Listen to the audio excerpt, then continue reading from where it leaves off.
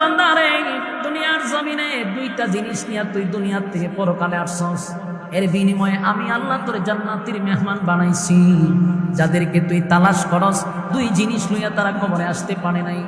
আল্লাহ বললাম ঈমান আর নেক আমল থাকার কারণে আমি তোরে জান্নাতুল ফিরদাউসে ঢুকাইলাম, জান্নাতের নাজ নিয়ামত তোকে আমি উপহার দিলাম। কিন্তু তুই যাদেরকে তালাশ করস দুইটা জিনিস লইয়া তারা কবরে আসতে পারল না।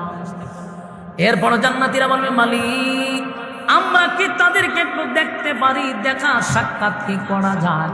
আল্লাহ ব্যবস্থা করে দিবে, কারণ জান্নাতীরা যা চায় রে আমার মালিক তা দিয়া দেয়। ফি জান্নাতি ইয়াতাসাআলুন,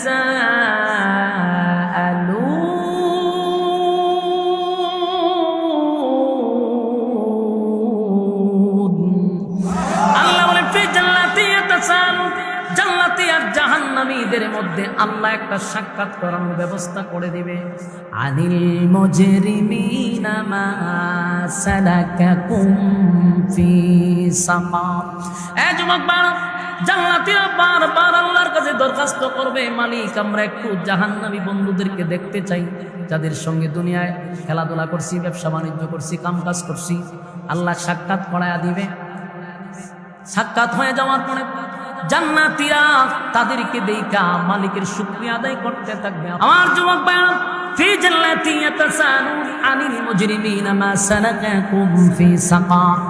এই জান্নাতীরা জাহান্নামীদের সঙ্গে সাক্ষাৎ হবে, আফসোসের সঙ্গে বলতে থাকবে, জাহান্নামীরা রে দুনিয়াতে একই গ্রামে বসবাস করলাম, একই সাথে চলাফেরা করলাম, বন্ধুত্ব করলাম, একই সাথে আড্ডা মারলাম, একই সাথে খেলাধুলাও করলাম, কিন্তু আমি জান্নাতে আরাম এসে আসি। 10টা পৃথিবীর সমান আল্লাহ একটা জান্নাত দিল, আর তুই জাহান্নামের আগুনে জ্বলস, ঘটনাটা বুঝলাম না। এবার জাহান্নামীরা বলবে, দোস্ত জাহান্নামে আসার আমাদেরও কারণ ছিল, আর জান্নাতে আসার তোদেরও কারণ ছিল।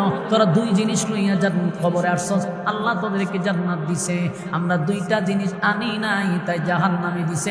জাহান্নামের প্রথম যে কারণটা এটা উল্লেখ করবে জাহান্নামীরা। কথা কি বুঝতেছেন? ক্বালু লাম নাকু মিনাল মুসাল্লিন।